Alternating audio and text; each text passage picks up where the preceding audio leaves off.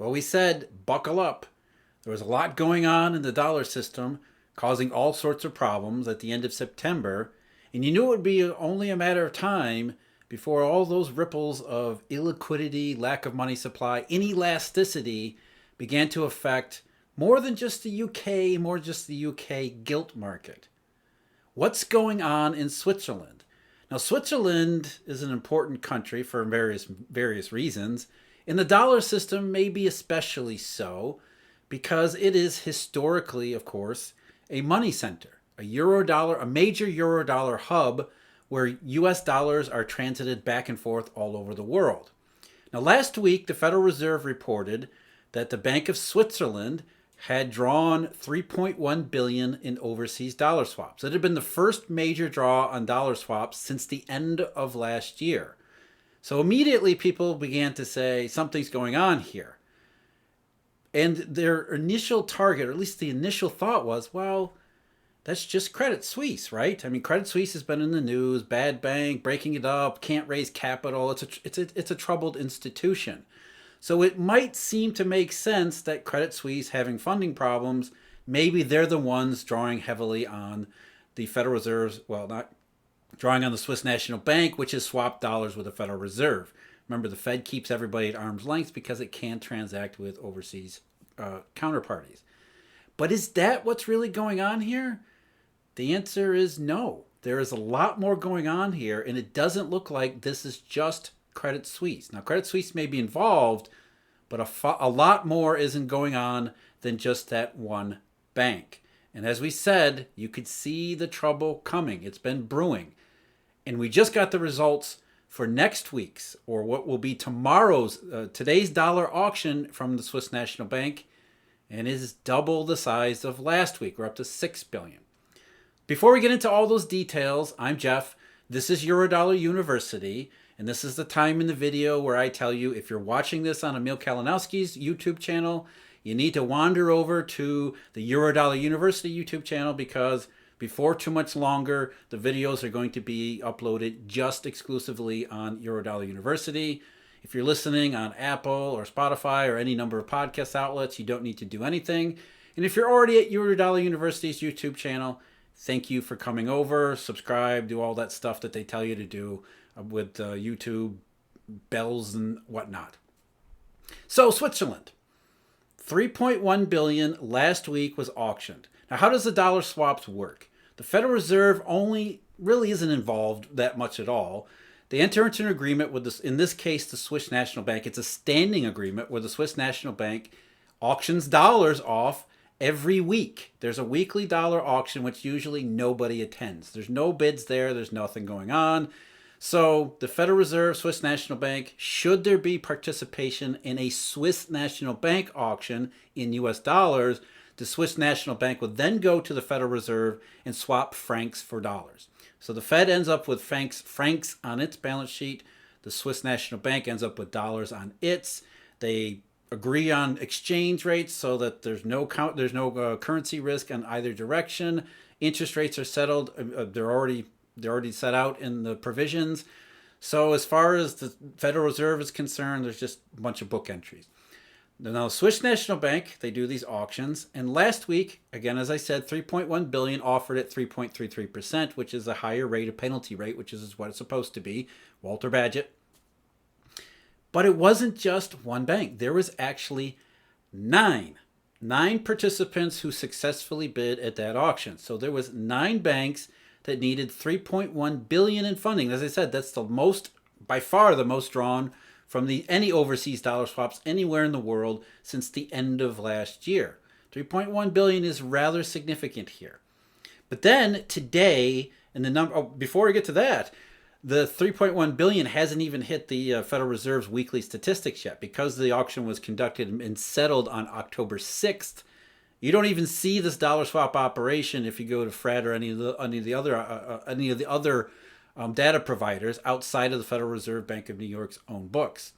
So that hasn't even hit the books yet, nor has the operation that was conducted today by the Swiss National Bank. Again, weekly auctions. This time we had 15 counterparties show up bidding for a total of now 6.27 billion. So we went from basically zero to 9 counterparties last week needing 3.1 billion at 3.33%, to this week settled tomorrow for a 7-day maturity, 7-day tenor, 6.27 billion. So something is going on in Switzerland. It could be Credit Suisse, but it's also not just Credit Suisse. And it could be that the market is looking at Credit Suisse and saying, we don't like you and we don't like all those around you.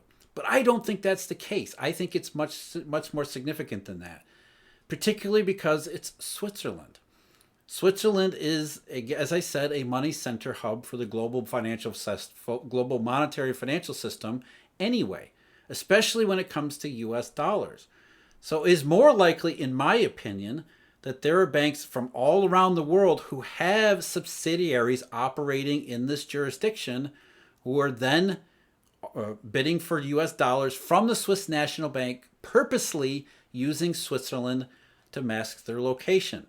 Because these are all anonymous, we don't really know what banks are bidding for auctions. Furthermore, if you can do it through Switzerland rather than your home country, that helps mask the problem too. What if these are UK banks that are bidding for funds through Switzerland and then of course transferring those dollars back locally to the UK or anywhere else around the world? That's kind of how this works, this dollar system. You don't have to be a Swiss bank to access the Swiss National Bank. It can be, what I mean by Swiss bank, you don't have to be a specifically Swiss bank. So what's going on is much wider than just Switzerland. The question isn't what's wrong with Switzerland, it's what's wrong with the entire dollar system, which, I mean, that's all we've been talking about all year, particularly since March. And then again, for the third time, as I said, toward the end of September. We've seen lots of increasing developments and escalations in US dollar trouble. So this kind of sits in the series of escalating warnings going back to around the middle of September. It wasn't really UK, it wasn't really London, it wasn't really the gilt market, the UK bond market. It's a global dollar problem that is escalating. We had the first series of rumbles back in March, oil price shock, all that stuff. We had a second massive liquidations that wiped out a lot starting in the middle of June into July. And then, as I said, the last couple of weeks, major warnings. It looked like there was a third deflationary wave building. The Swiss National Bank auctions accelerating to now 6.3 billion, obviously consistent with what the Indians said back in July, rapid external tightening. This is not rate hikes. I need to say that too. The obligatory reference, Paul Krugman, as well as others around the world who realize this is not about rate hikes. There's something else going on here.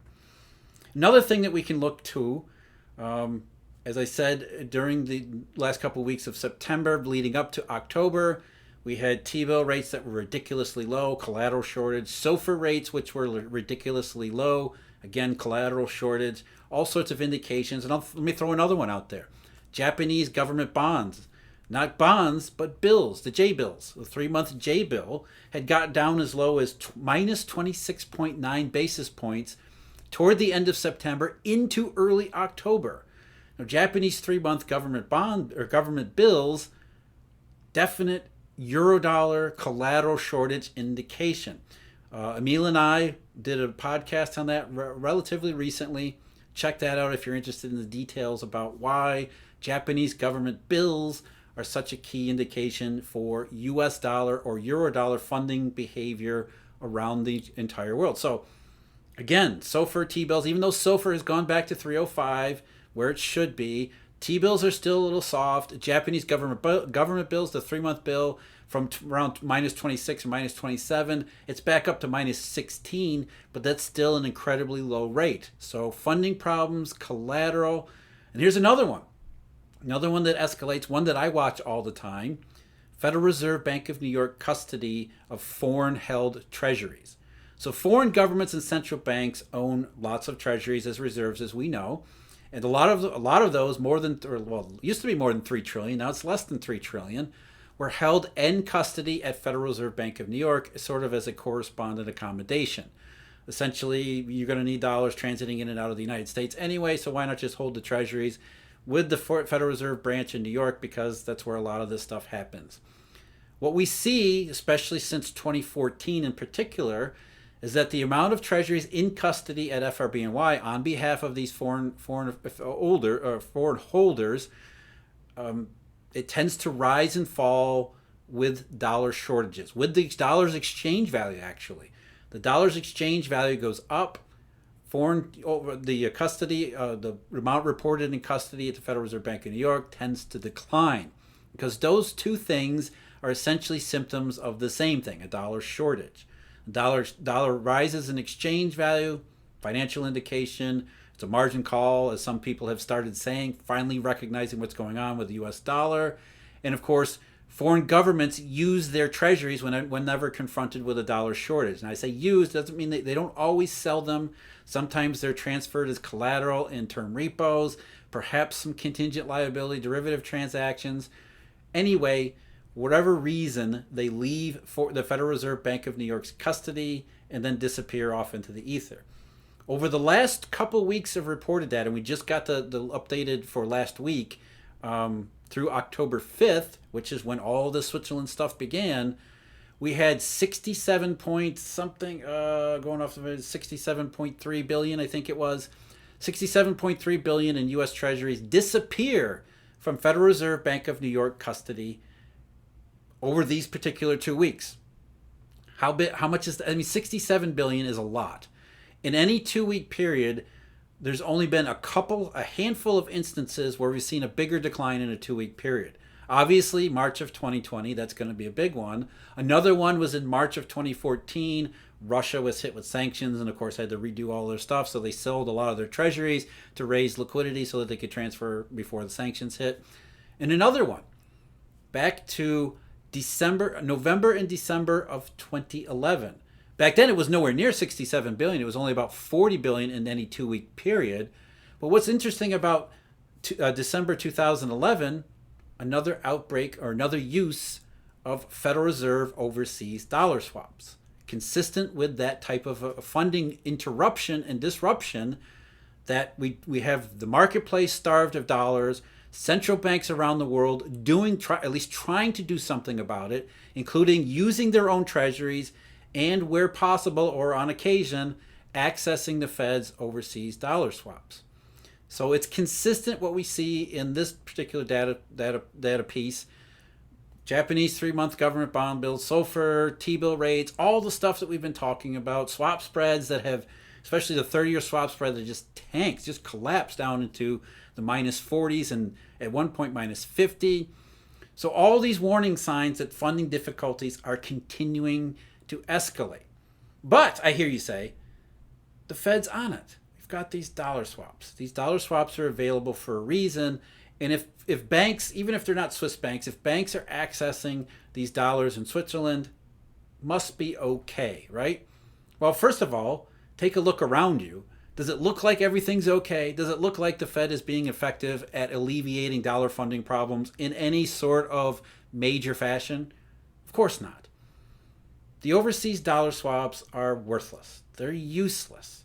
Their history shows conclusively that when dollar swaps go up, that doesn't mean the funding problem is over. That just means the funding problem has gotten to a point that even banks are willing to go knocking on doors at central banks.